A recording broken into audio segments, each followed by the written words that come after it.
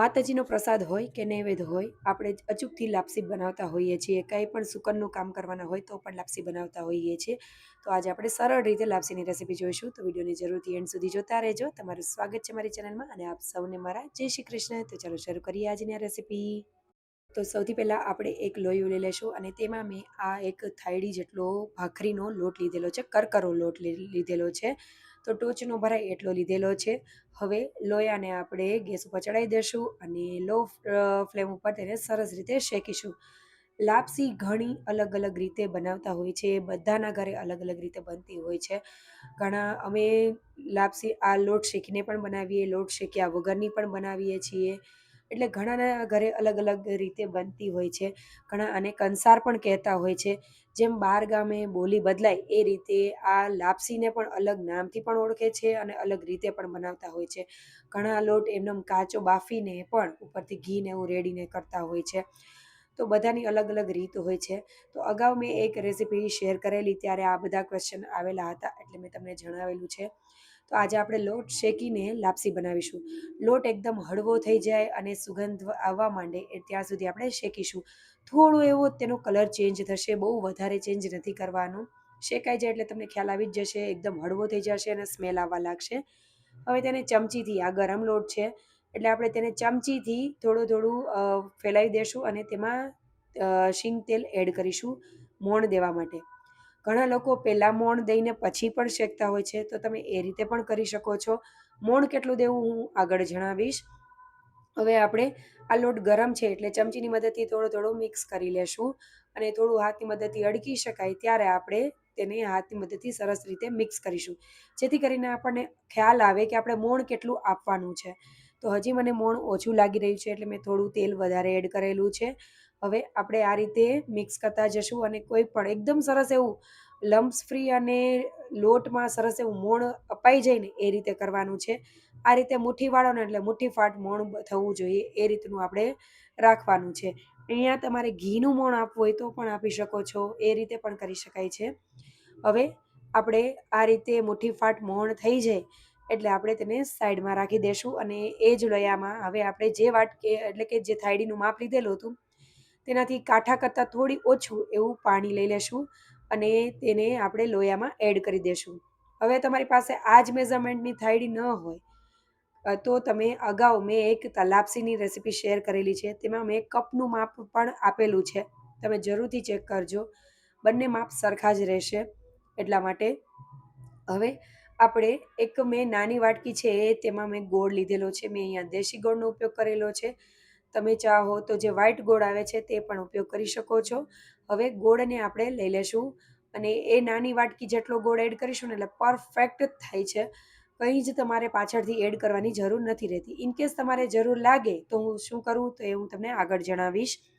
હવે આપણે ગોળ એડ કરી દઈશું પાણી ઉકળવા માંડે એટલે અને તેમાં ગોળને મેલ્ટ કરી લેશું. ત્યારબાદ 2 ચમચી જેટલું ઘી એડ કરી દેશું. ઘી એડ કરવાથી સરસ એવી છૂટી છૂટી અને પોચી એવી આ લાપસી તૈયાર થાય છે. હવે આપણે ઘીને પણ એડ કરીને થોડી વાર માટે ઉકળવા માટે રાખી દેશું. 3 થી 4 મિનિટ સરખું એવું ઉકળી જાય પાણી પછી જ આપણે લોટને એડ કરવાનો છે.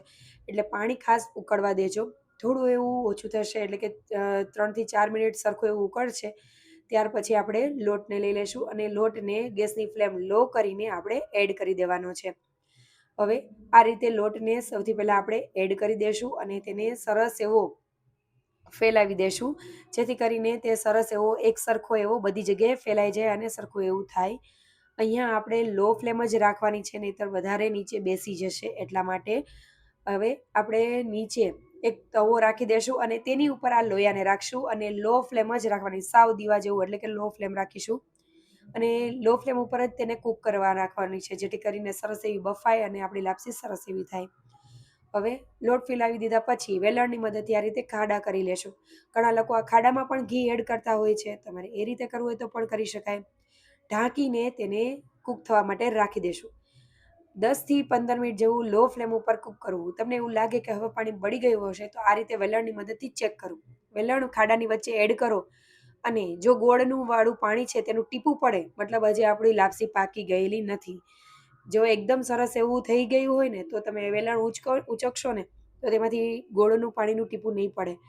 ત્યારે આપણે સમજી જવાનું કે લાપસી આપણી સરસ એવી પાકી ગઈ છે.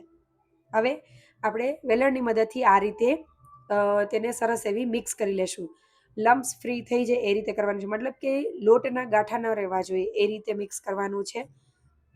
હવે આ રીતે મિક્સ થઈ જાય પછી આપણે ઉપર એવું એકદમ ચોખ્ખું એવું કોટનનું કપડું રાખી દેશું અને ઢાંકીને આપણે તેને થવા માટે રાખી દેશું.